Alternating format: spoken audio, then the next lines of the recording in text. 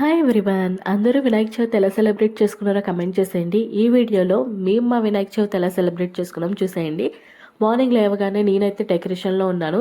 అసలు డెకరేషన్ చేసే ఐడియా లేదు. అమ్మ కూడా పాపతో అవుతుందా, ఎందుకు వచ్చింది అన్నది, కానీ నాకు అసలు సాటిస్ఫైయింగ్గా అనిపించలేదు. అందుకే మార్నింగే లేచి చాలా సింపుల్గా త్వరగా క్విక్గా అయిపోయేలాగా నేనైతే చేసుకున్నాను.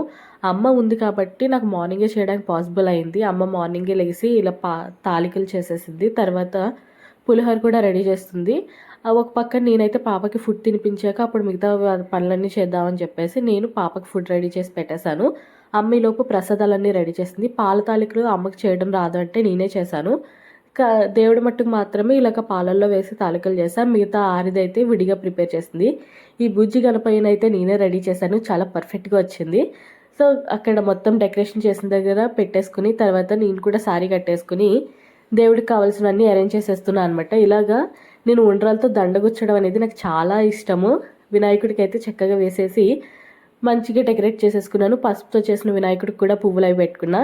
మా చిట్టి తల్లి ఏదైనా పండగలకి ఎంత బాగా కోఆపరేట్ చేస్తుందో చూసారా. మీ ఇద్దరు చేపెట్టామని చెప్పి తను కూడా చేపెట్టి బాగా పూజలు అయితే ఎంజాయ్ చేసింది.